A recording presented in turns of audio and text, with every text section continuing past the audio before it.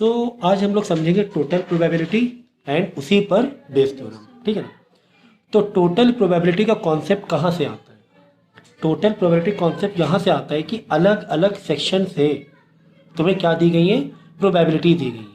अलग अलग सेक्शन से तुम्हें क्या दी गई है, अलग अलग प्रोबेबिलिटी दी है और साइमल्टेनियस ऑकरेंस हो रहा है। तो साइमल्टेनियस का मतलब समझो कि एक साथ अगर तुम्हें प्रोबेबिलिटी पूछी गई है, ठीक है ना।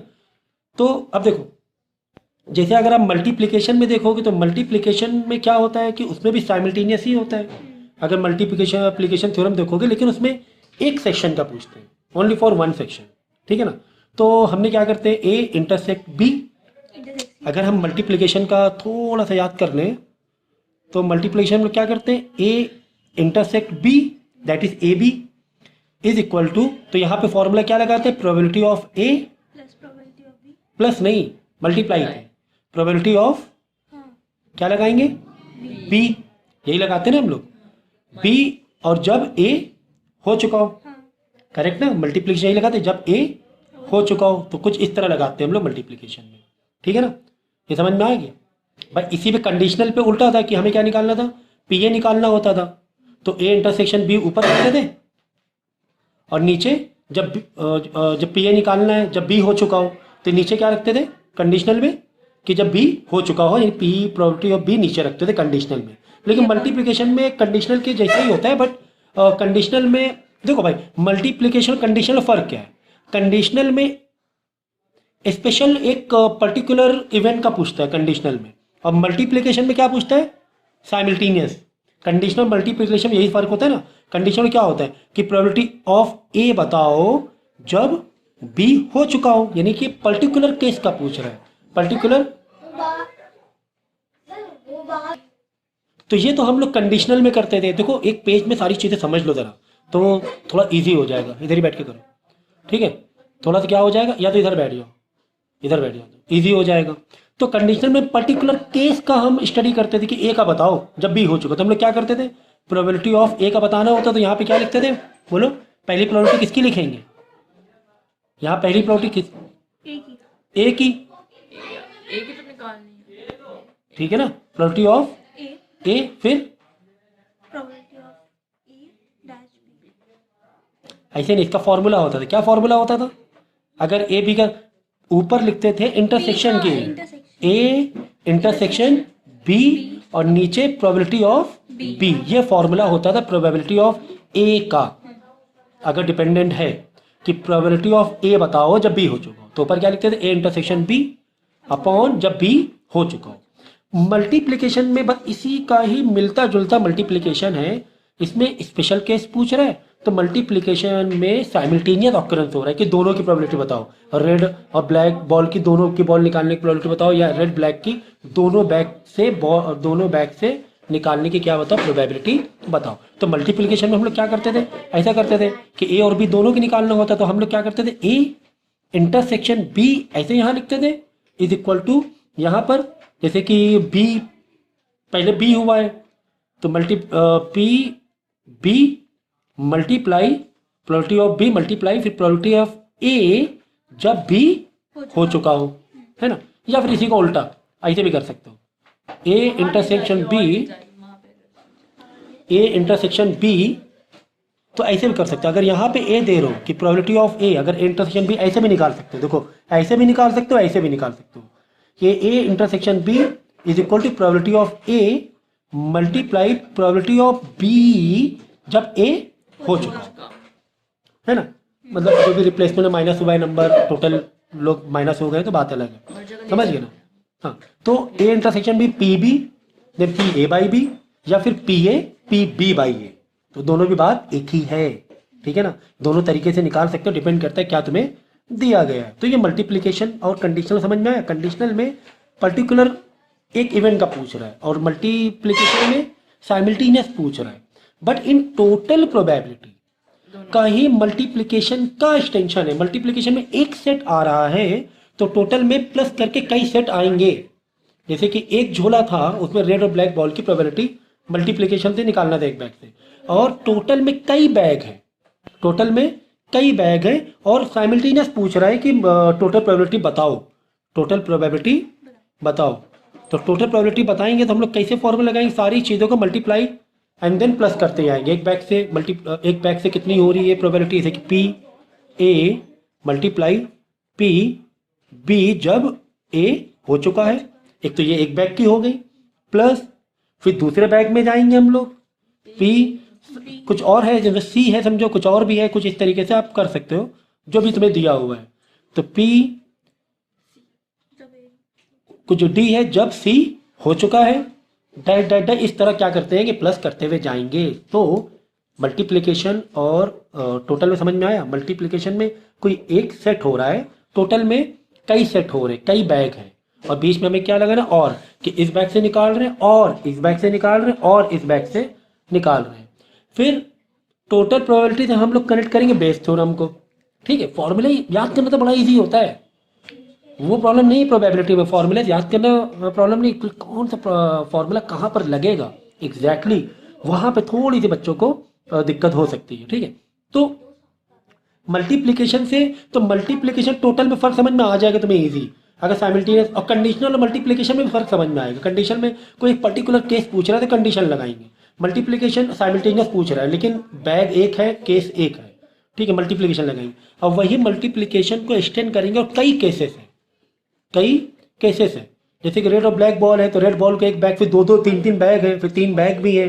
तो उस तरीके से हर बैग की प्रोबेबिलिटी तुम्हें अलग अलग अलग लिखनी पड़ेगी एंड देन बीच में आप एडिशन करते जाओगे, ये टोटल प्रोबेबिलिटी हो जाएगा। बेस थ्योरम क्या है, तो टोटल प्रोबेबिलिटी में ही भाई मल्टीप्लिकेशन में भी साइमल्टेनियस फॉर वन सेट, लेकिन टोटल में simultaneous for all set, many sets है, साइमल्टेनियस ही है, साइमल्टेनियस ही, मतलब कई लोगों का पूछ रहा है कि सारे बैग में से रेड की बताओ, या स्टेट वाला तुमने अगर वो लेक्चर देखा था स्टेट्स वाले में कि भाई जे स्टूडेंट सेलेक्ट हुआ तो सारे स्टेट की बताओ, तो एक स्टेट की पूरी प्रोबेबिलिटी, फिर दूसरा स्टेट, फिर तीसरे, मतलब ऑकरेंस कई है, तो वो प्रोबेबिलिटी हमें निकालना है ओवरऑल, तो इस तरह प्लस करते जाएगा। फिर बाद में अब टोटल प्रोबेबिलिटी समझ में आ गया, ठीक है। फिर बेस थ्योरम कैसे लगाएंगे, टोटल से।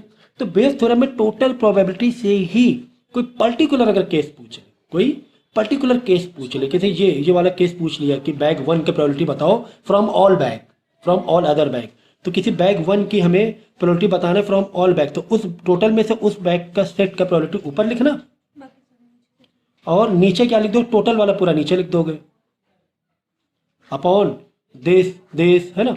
तो इस तरह एक लिखा प्लस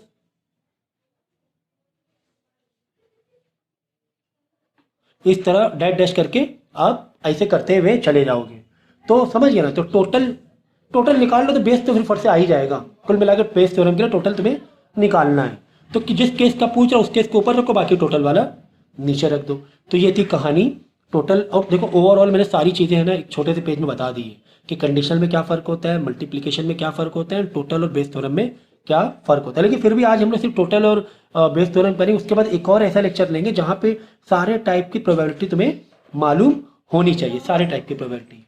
ठीक है, अब देखो एग्जाम्पल के तौर पे अगर इसको बेस थ्योरम को तुम लोग टोटल प्रोबेबिलिटी को तुम लोग अगर डायग्राम के थ्रू करो तो और भी तुम्हारे लिए इजी पड़ जाएगा अगर डायग्राम के थ्रू करो। एग्जाम्पल के तौर पे तुम्हारे पास तीन बैग है, कितने बैग हैं, तीन बैग है, और तीन बैग से कुछ रेड बॉल की प्रोबेबिलिटी सबकी अलग अलग दी है कि एक बैग से रेड बॉल की प्रोबेबिलिटी ये है, दूसरे बैग से रेड बॉल की प्रोबेबिलिटी ये है, तीसरे बैग से रेड बॉल की प्रोबेबिलिटी ये है। एग्जाम्पल के तौर पर रेड बॉल जैसे हमने लिया 3, ब्लैक बॉल लिया हमने 4, वाइट बॉल लिया हमने 2 ले लिया, समझे। ये समझे एक डेटा तुम्हें दिया था, ओके।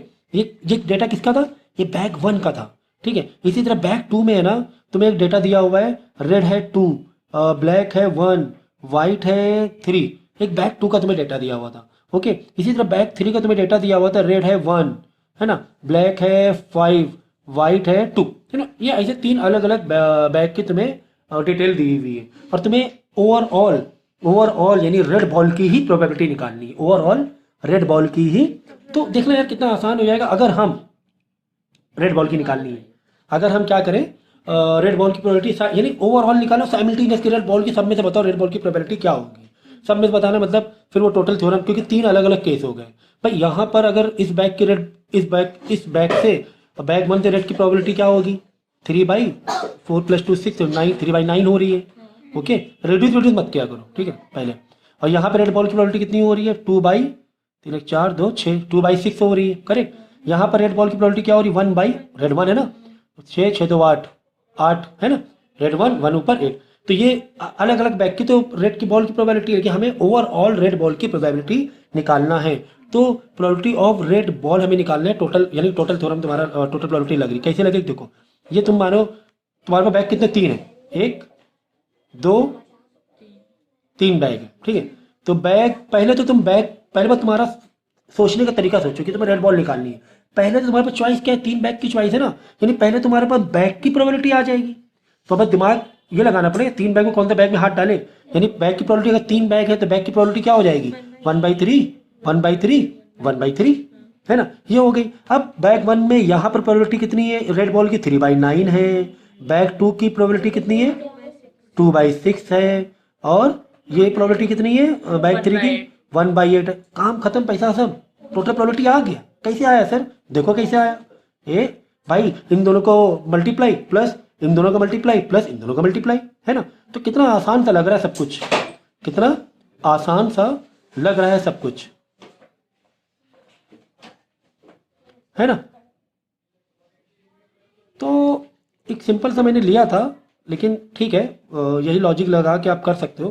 तो ये होगी तुम्हारी total probability. How easy, how easy, ठीक है। अब तुम्हें अब बेस थ्योरम वाला अब इसको तुम फॉर्मूले में, ठीक है, एग्जाम में डायरेक्ट के लिए ना ऊपर फॉर्मूला मार देना, भाई ये किसकी प्रोबेबिलिटी है, रेड की प्रोबेबिलिटी है, 1/3 किसकी, बैक की प्रोबेबिलिटी थी, तो इवन बैक का मान लेना B1, ऐसे B1, फिर आगे लेना है रेड की प्रोबेबिलिटी ऑफ रेड जब B1 हो चुका है, ऐसे फॉर्मूला तुम लिख सकते हो। अब बेस थ्योरम में अगर तुम्हें ये बताना है कि रेड की ओवरऑल प्रोबेबिलिटी बताओ, लेकिन बैग 1 से बताओ, बैग 1 से बताओ, तो बेस थ्योरम में क्या करोगे, बैग 1 से बताना है। हाँ, बैग 1 से बताने के लिए तुम्हें ये वाला ऊपर लिख देना है न्यूमरेटर में, और ये वाला नीचे लिख देना है, खत्म। 5 नंबर, 4 से 5 नंबर का आता है क्वेश्चन। लेकिन कभी कभी थोड़ा सा क्वेश्चन घुमा के भी आते हैं, बट डायग्राम बनाना अगर तुम्हें आ गया, अगर डायग्राम बना तो टोटल और बेस वहीं पे खत्म कर दिया तुमने, समझो, ठीक है ना। तो कुछ फिलहाल तो कुछ इजी क्वेश्चन ही हम लोग लेंगे।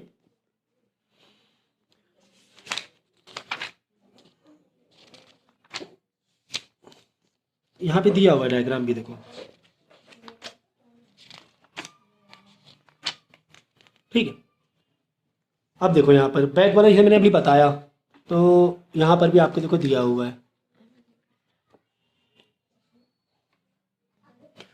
तो देखो टोटल और बेस कैसे लगाते हैं हम लोग, तो मैंने क्या कहा, टोटल का मतलब मैंने क्या बताया था कि कई केसेस हैं अलग अलग, ओके, कई बॉक्स हैं या कई कंडीशन है अलग अलग, और वहाँ पे साइमल्टेनियस तरीके से पूछा जा रहा है, ठीक है।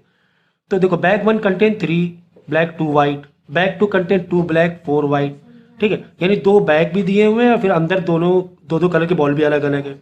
1 bag chosen at random and A ball is drawn from it, find the probability that ball drawn is black. तो तुम्हें देखो अब ये तो बोला गया यानी कि बैग 1 से ब्लैक की बताओ, ऐसा तो कुछ नहीं बोला गया है ना कि ब्लैक 1 से बताओ, तो इसका मतलब कि ओवरऑल तुम्हें पूछा कि बताओ कि फ्रॉम ऑल द बैग बताओ कि वो ब्लैक क्या है, ब्लैक बॉल की प्रोबेबिलिटी बताओ फ्रॉम ऑल बैग। तो हम लोग यहाँ पे ऐसे डायग्राम बनाएंगे, डायग्राम बनाया। अब यहाँ से देखो पहले तो 2 बैग है, पहले तुम बैग देखोगे, अंदर हाथ बाद में डालोगे, पहले क्या देखोगे, बैग। तो 2 बैग यानी पहले बैग की प्रोबेबिलिटी मारो, 2 बैग है, 2 लाइन मारी, यानी 1/2 हुआ 2 बैग के लिए प्रोबेबिलिटी 1/2, यानी पहले बैग में ब्लैक बॉल से हमें चाहिए, तो ब्लैक बॉल की कितनी हो रही है, 3 2 5 3/5 हो रहा है, 3 ब्लैक और आउट ऑफ 5 टोटल 5 है ना बॉल, तो 3/5 लिखा, ओके। अब देखो दूसरे बैग में हमने है ब्लैक बॉल की निकालना है, तो 2 + 4 6 यानी 2/6, तो ये हो जाएगा 2/6। करना क्या है, 1/2 into this plus 1/2 into this, हो गया टोटल प्रोबेबिलिटी। बस ये देखो थोड़ा लेट फिट करके दिखा देना कि जैसे बैग को दिखाना है तो B1 दिखा दो 1/2, P इन ब्रैकेट B2 दिखा दो, बैग 2 की प्रोबेबिलिटी 1/2, थोड़ा स्टेटमेंट में देना पड़ेगा। यहाँ पे B1 फॉर बैग रखो, B2 फॉर ये रख दो, रेड बॉल ब्लैक बॉल के लिए B रख दो PB, और PB या PBL रख दो क्योंकि ऑलरेडी B यूज हो गया है, तो वाइट के लिए PW रख दो, करेक्ट है ना। ऐसे एक ये डिक्लेयर कर दो, वेरिएबल डिक्लेयर कर दो, आगे बात समझ में। तो बस अब देखो टोटल प्रोबेबिलिटी इस तरह आ जाएगी, ऐसे ही करेंगे ना हम लोग, इन दोनों का मल्टीप्लाई करना है हमें कुल मिलाकर, इन दोनों मल्टीप्लाई फॉर्मूले में। चलो पहले इन दोनों मल्टीप्लाई करके चाहे तो रख दो, फॉर्मूला ऊपर मार दो यार तुम। यहाँ पे क्या हुआ था, PB1, पहले PB1 हुआ है ना बैग 1 की, इनटू बाद में जब हमें निकालना है ब्लैक बॉल की ना, तो ब्लैक B ऊपर लिखोगे या ब्लैक ऊपर लिखोगे नीचे, जब बैग 1 सेलेक्ट हो चुका है। ऐसे लिखेंगे ना फॉर्मूले में, तो ऐसे देंगे ना स्टेटमेंट। फिर प्लस करके बैग 2 की प्रोबेबिलिटी यानी PB2 या PE2, कब PE2, फिर आगे हमें क्या ब्लैक बॉल की चाहिए, तो ब्लैक बॉल की प्रोबेबिलिटी जब बैग 2 हो चुका है। बस, तो चाहो तो नीचे पहले वो लिख दो एक कैलकुलेशन, ऊपर एक लाइन का फॉर्मूला दिखाना है एग्जामिनर को तो दिखा सकते हो बाद में, है ना। तो इस तरीके से कर सकते हैं इजी एक वो करने के लिए। तो नेक्स्ट देखो,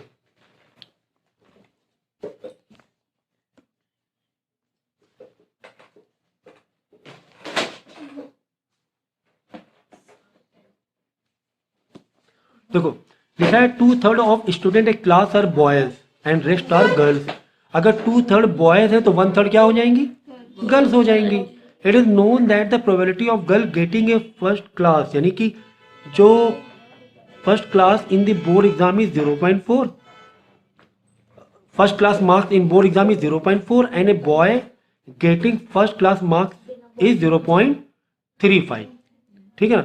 find the probability that student chosen, student आ गया मतलब ओवरऑल तुमसे पूछ रहा है, ओवरऑल तुमसे पूछ रहा है। अब तुम ग्रुप कैसे बनाओ, पहले क्या दिया देखो, पहले दिया हुआ है बॉयज एंड गर्ल्स, यानी दो वहाँ पे चॉइस है बॉयज एंड गर्ल्स की, तो बॉयज 2 लाइन बना दो, बॉयज है 2/3, गर्ल्स है 1/3, ठीक है। अब उसके बाद जो बॉयज की दी हुई है प्रोबेबिलिटी दैट गर्ल गेटिंग है 0.4, बॉयज गेटिंग 0.35, तो 0.4 मतलब 4/10, 0.3 और 35/100, है ना, यही तो हुआ। डेसिमल में लिखो कोई दिक्कत नहीं है, उससे कोई मतलब नहीं है।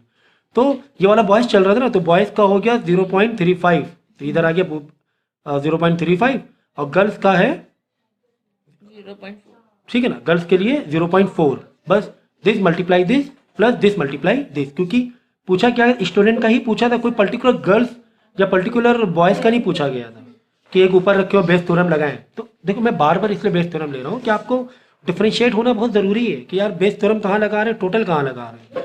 तो टोटल और बेस में कंडीशन और मल्टीप्लिकेशन में तो कंफ्यूज नहीं होगी, मल्टीप्लिकेशन में एक ही केस देगा, तो 2-2 क्लास, फिर 2-2, यहाँ पे क्या हो रहा है मालूम है, 2 कैटेगरी अलग फर्स्ट क्लास की, फिर बॉयज और गर्ल्स अलग। तो इस तरह कैटेगरी कंडीशन और मल्टीप्लिकेशन में नहीं दी जाएगी, मल्टीप्लिकेशन एक ही कैटेगरी दी जाएगी, एक ही सेट ऑफ प्रोबेबिलिटी दिया जाएगा। आगे बात समझ में, तो कितना इजी होता है यार, मतलब तुम्हें ये तो मारना है यार, क्या मारना है, सिर्फ वेरिएबल डिक्लेयर करना है कि क्लास 1 जैसे कि क्या है, टू द बॉयज के लिए B1 लिख दो, B लिख दो, गर्ल्स के लिए G लिख दो, PB PG ऐसे करके लिख सकते हो, और बाद में उधर 2 की प्रोबेबिलिटी को अलग अलग नाम डिक्लेयर कर दो अपने हिसाब से, कुछ भी वेरिएबल डिक्लेयर कर दो। तो ऐसे तो इजी होते हैं।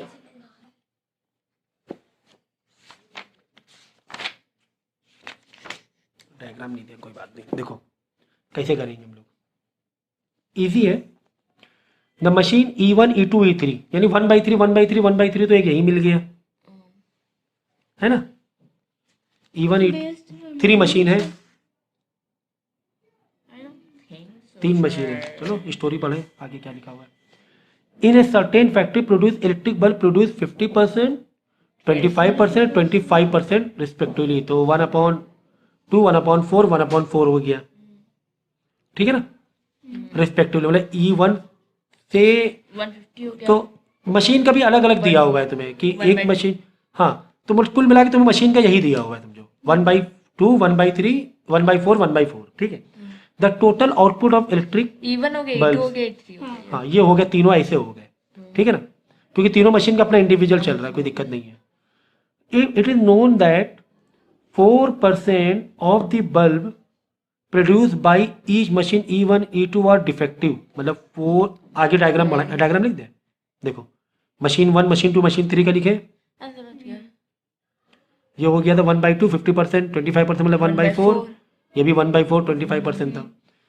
कह रहे हैं कि E1 E2 से जो डिफेक्ट हो रहा था आर डिफेक्टिव एंड 4% है, तो यानी 4/100, और इसका भी 4/100, और इसका 5/100 हो रहा था, ठीक है।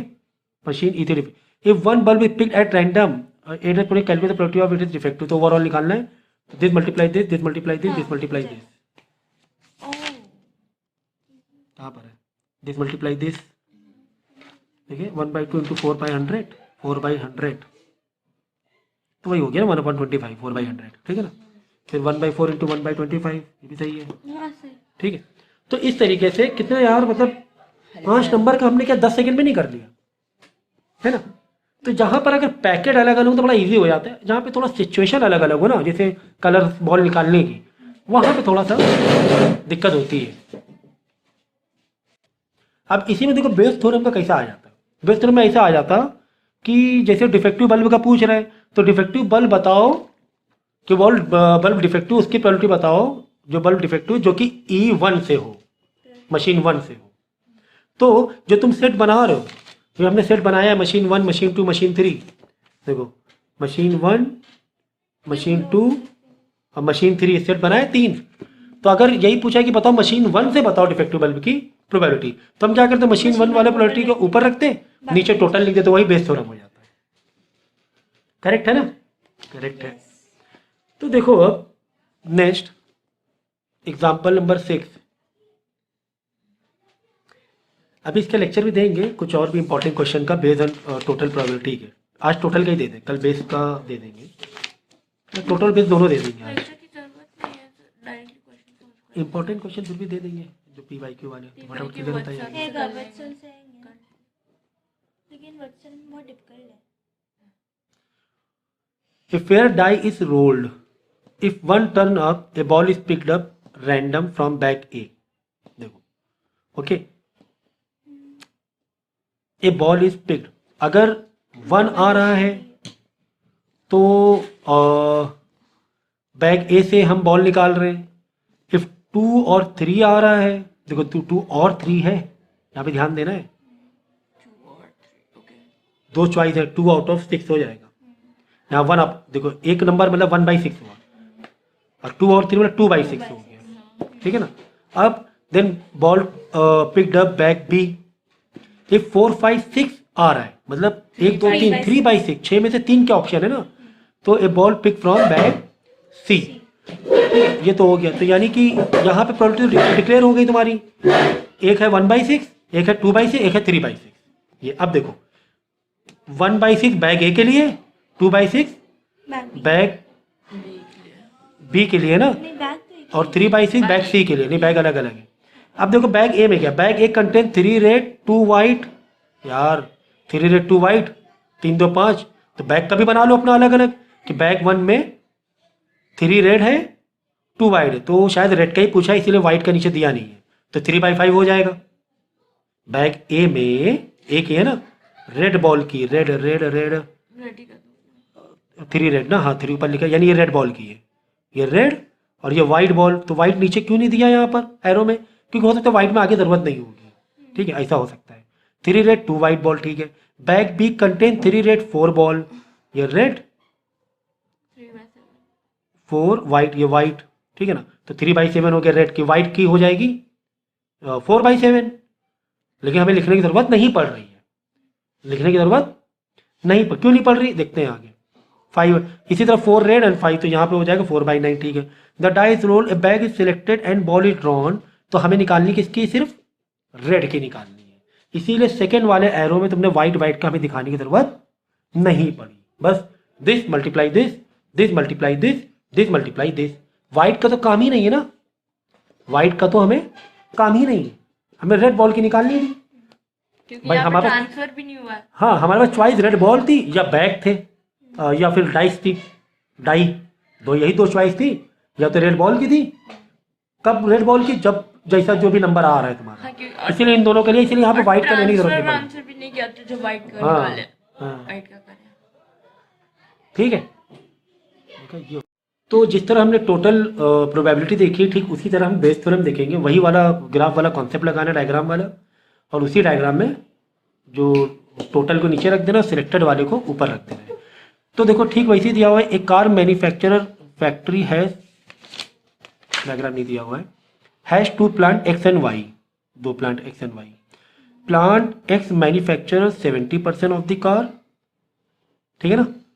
तो यहाँ पे आएगा एक 70 मतलब 70/100 and plant Y manufacture 30%, 30% car की मैन्युफैक्चरिंग एक की 70% और एक की 30, ठीक है ना। कार की दो प्लांट और भी चीज़ें बन रही हैं, यानी 80% of the car at plant x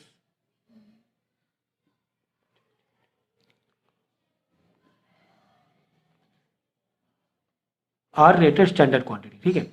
कह रहा है कि जो एक्स यानी एक्स, ये वाला एक्स चल रहा था, ये वाला वाई चल रहा था, एक्स प्लांट वाई प्लांट।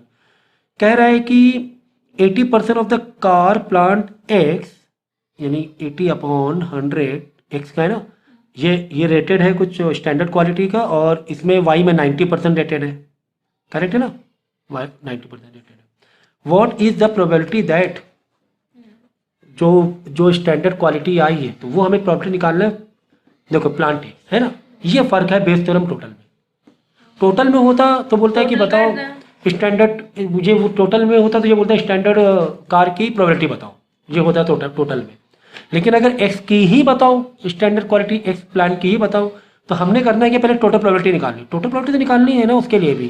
तो 70/100 इंटू 80/100 प्लस 30/100 इंटू 90/100, ठीक है। हमें एक्स का चाहिए, एक्स का ये है ना, तो जब हम बेस थ्योरम लगाएंगे तो एक्स वाला ऊपर रखेंगे, 70/100 इंटू 80/100 ऊपर रखेंगे, और ये वाला पूरा का पूरा नीचे रख देंगे। थोड़ा फॉर्मूले वाइज दिखा देना, क्योंकि जस्ट आप डायग्राम और उससे करोगे, लेकिन फॉर्मूले वाइज भी दिखा देना। 30/100 इंटू 90/100, तो ये हो जाएगा तुम्हारा बेस थ्योरम का एक्स से ही जो आ रही है वो, ठीक है। देखो 7/100, 8/100, 80/100, 7/100, 70/100, 80/100 हुआ, नीचे 70/100, 80/100 प्लस 30/100, 90/100 प्लस, ठीक है, सही है। तो देखा ना, तो कितने आसानी से हमने इसको डील किया 5 मार्क्स वाले क्वेश्चन को। लेकिन कुछ और भी इंपॉर्टेंट क्वेश्चन हम लोग अलग से भी करेंगे, PYQs भी करेंगे, तो और धीरे धीरे पक्का होता जाएगा, ठीक है ना। Okay, next.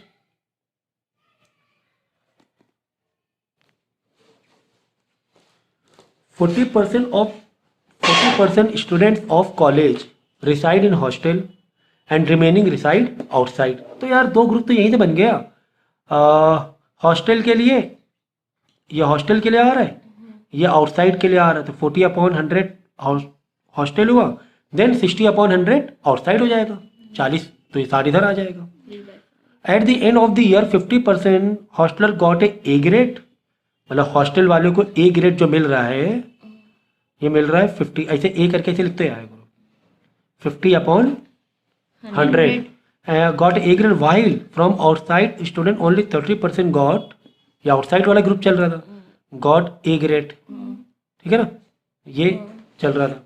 A grade in the examination at the end of the year a student of college has chosen a random and was found to have gotten A grade। देखो है ना, A grade found, तो what is the probability that selected student had hostelier, तो वो जो A grade जिसको मिला है वो हॉस्टल का ही है, वो तुम्हें निकालना है। तो यही समझो टोटल प्रोबेबिलिटी और बेस थ्योरम में। हाँ, even टोटल अगर होता तो क्या क्वेश्चन होता, ये जरूरी था, टोटल होता तो बताओ कि A ग्रेड वाले की प्रोबेबिलिटी बताओ, डायरेक्ट ऐसा होता, A ग्रेड वाले की क्या बताओ, चाहे वो हॉस्टल से हो चाहे वो आउटसाइडर की हो। लेकिन यहाँ पे क्या बोल रहे हो, हॉस्टलर के ही बताओ, तो पहले टोटल मार लें, this multiply this plus this multiply this, फिर बेस थ्योरम में ये वाले का ऊपर रखना और टोटल वाले के नीचे रख देना। सो इजी, सो इजी, है ना। देखो ब्लड ग्रुप वाले, और इस पे सिलेक्टेड क्वेश्चन आते हैं तो देखो प्लेसेस दो अलग अलग हो ना, बैग या प्लेसेस, तब थोड़ा आसान होता है। चॉइसेस अगर है तब थोड़ा सा एक सोचना पड़ता है सिचुएशन को। 6% of the people with blood group O are left handed and 10% of those with other blood groups are left handed। 30% ठीक है, तो O ग्रुप आएगा। देखो 6% of the people with blood group A group O are left hand are left handed, and 10% other group, तो यहाँ पे O group वाले कितने हैं, 6% है, और अदर वाले अदर के लिए E1 E2 ले ईडी ले लो, चलो अदर के लिए ऐसे लगाया करो, अदर के लिए है 10%। 2 30% पीपल है ब्लड ग्रुप क्या है, 6% people of blood group O are left handed, 10% of the other blood group are left handed, 30% of the people, of group if a left-handed person. चलो आगे है, 30% ऑफ पीपल है ब्लड ग्रुप O, 30 लोगों को group 30% लोगों को O group है, तो यहाँ तो हो जाएगा 30% O ग्रुप वाला जो है 30% है।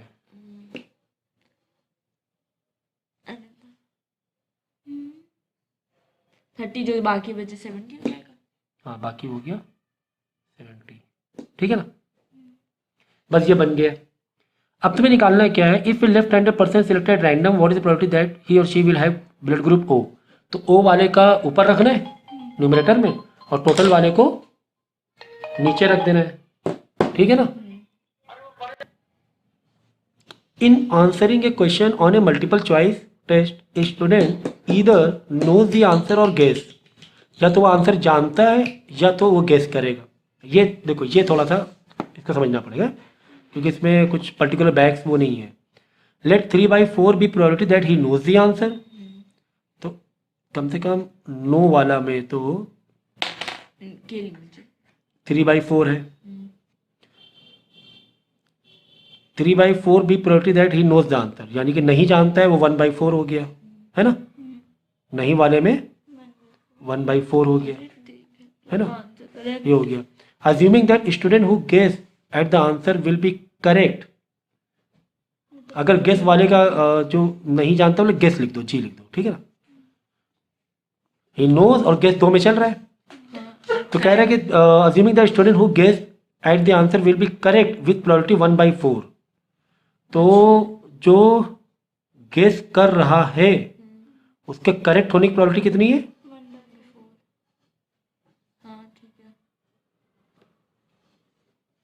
Assuming the student who guess at the answer will be correct, 3/4 से मल्टीप्लाई फिर से हो जाएगा। तो assuming that the student at the answer will be correct with the probability 1/4, guess की प्रोबेबिलिटी हो रही है 1/4 हो रही है, ठीक है ना, और करेक्ट आंसर की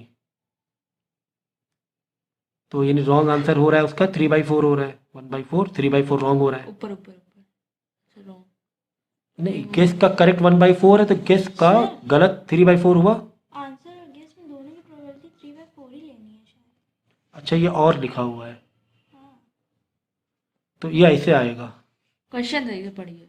इन answering a question on a multiple choice test a student either knows the answer or guess, या तो वो जानता है या तो वो गेस करता है, तो वो 3/4 है, जानता है और गेस करता है 3/4 है। Probability of he knows the answer. अच्छा ही नोज और सही तो क्या, अच्छा नोज और 3/4 लिख दिया है 3/4 आपने लिखा ऊपर। है। ये सही लिखा है, चलो नोज और गेस में था, ठीक है ना, नोज की 3/4 है तो गेस की 1/4 हो जाएगी, ठीक है। लेकिन कह रहा है गेस के लिए क्या कह रहा है कि अगर वो गेस कर रहा है तो 1/4 करेक्ट हो रहा है, तो 1/4 करेक्ट हो रहा है गेस में, तो 3/4 क्या हो रहा है, गलत हो रहा है। गलत हो रहा है, सही है। ठीक है।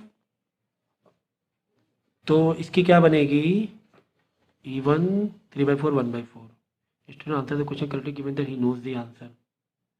अगर वो आंसर, हाँ ये भी तो है, अगर वो आंसर पक्का जानता ही है तो करेक्ट किसकी क्या होगी, 1 होगी, इसमें कोई सवाल ही नहीं पैदा होता है। अगर वो जानता है तो उसके लिए करेक्ट की क्या होगी, 1 होगी, वो पक्का जानता है ना, नोज वाला करेक्ट आंसर की 1 हो जाएगी। 1 क्या मार्क, प्रोबेबिलिटी 1 मतलब पूरी की पूरी श्योर, क्योंकि वो जानता ही है तो उसकी करेक्ट वाली की क्या हो जाएगी, 1 हो जाएगी करेक्ट वाले आंसर की। तो ये हो जाएगा 3/4 इंटू 1 प्लस 1 माइनस 3/4 क्यों किया इसमें? अरे हम सही ठीक है, तुमको बता रहे हैं। अब यहाँ पे क्या बोल रहा है कि what is the probability that he new the answer given that answer is correct. अच्छा एक आंसर करेक्ट है, उसमें पता चल रहा है आंसर सही है कि उसने गेस मारा है।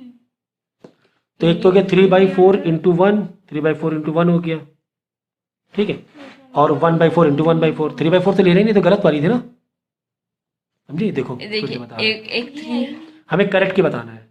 हाँ देखो। करेक्ट की बात करना हाँ। है। पहले- एक हो जाएगा, उसने तुक्का मार के पहले correct तो किया। टोटल कैसे निकालेंगे? देखो टोटल तो 1 इंटू 3/4 हम्म, प्लस 1/4 1/4 इंटू 1/4, ये वाला नहीं लेंगे, क्यों? ये तो रॉन्ग है, ये पिक्चर ही में नहीं है, हाँ ये छोड़ दो, ये तो पिक्चर में नहीं था ना, गेस की 1/4 थी, उस 1/4 में करेक्ट की 1/4 और थी, तो ये करके आ गया ये। हाँ। अब देखो ये तो हो गया टोटल में, टोटल नीचे डिनोमिनेटर में लिखेंगे, ऊपर क्या लिखेंगे? ऊपर Correct. लिख देंगे correct What is probability that given the answer is, No. what is the He knew probability the that he knew the answer? He knew का ये वाला मल्टीप्लाई ऊपर लगा देंगे, even ये वाला ऊपर लगा, he knew the answer and the correct। समझ में आ गई बात? ये वाला केस नहीं लेंगे, ये गलत का गलत है ही नहीं पिक्चर में, हटा दो, बट वो आपको समझाने के लिए डायग्राम बना दिया था। तो ये था आपका बेस थ्योरम, ओह, ये सब क्वेश्चन तो करवाए नहीं। ये भी करवा देंगे। ये वाला करवा दीजिए। इजी नहीं, करेक्ट वाला इजी थोड़ी ना होता है। ये तो ये होता है, चलो ठीक करवा देंगे। कितने हैं ये देखिए, क्योंकि टोटल वाले में तो किए ना काफ़ी सारे। नहीं, उसमें भी आपने इजी करवाया। कहाँ इजी? क्वेश्चन दिया हुआ, there are 2 groups of subject 1 which consist 5 science 3 engineering subjects and other consider 3 science and 5 engineering। ठीक है, 2 ग्रुप हैं,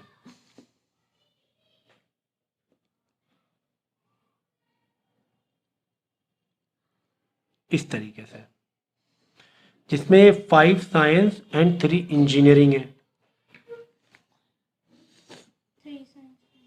और अदर कंसिस्ट 3 साइंस 5 इंजीनियरिंग। तो दो तो तुम्हारे यही हो गए 1/2 1/2 करके, 2 चॉइस, लेकिन चॉइस किसमें ये आगे देखे जरा।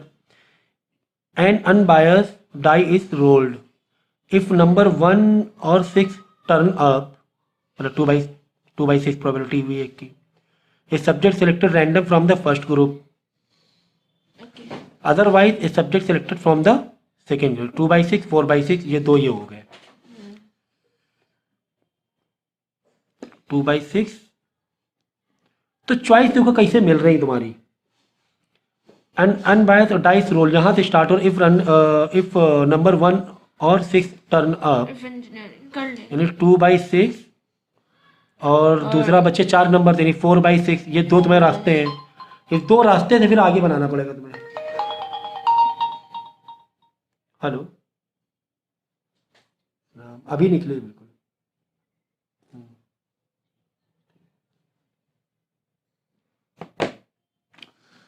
तो यहां से रास्ते बनेंगे ना। चलो, अब अगर 2/6 आता है तो कभी कभी देखो ऐसे नहीं, हमने जो स्टार्टिंग में लाइन पढ़ी तो स्टार्टिंग तो बना दिया, तो ऐसा हर बार नहीं होता है, वो देखना पड़ता है स्टोरी कैसे है, सिचुएशन यहाँ से स्टार्ट हो रही है, ठीक है। यहाँ से सिचुएशन, अब यहाँ पे क्या कह रहा है कि अगर 2/6 की कोई प्रॉपर्टी आती है तो हम क्या सिलेक्ट कर रहे हैं?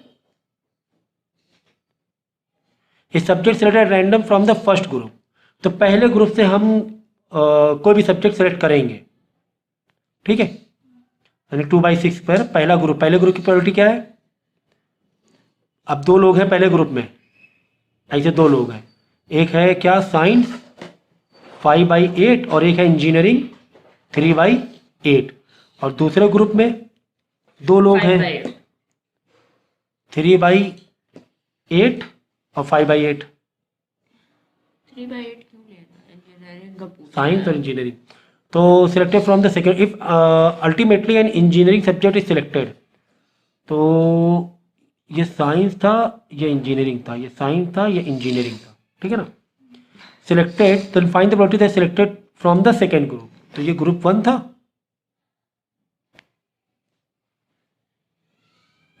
और एक ग्रुप 2 था, ठीक है। ये ग्रुप 1 चल रहा था और ये ग्रुप 2 था, ऐसे था ये। तो क्या बनेगा?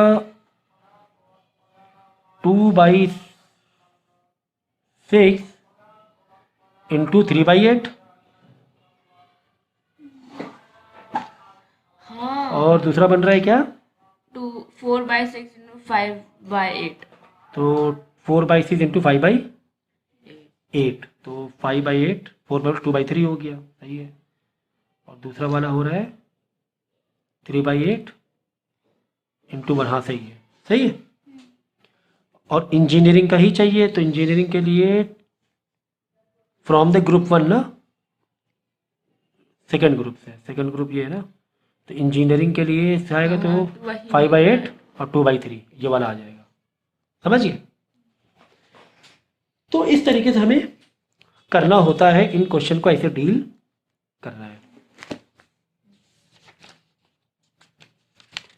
तो डायग्राम बनाना थोड़ा सा ज़्यादा ज़रूरी है, डायग्राम बन जाएगा तो ज़्यादा अच्छा होता है, तो ज़्यादा इजी पड़ जाएगा।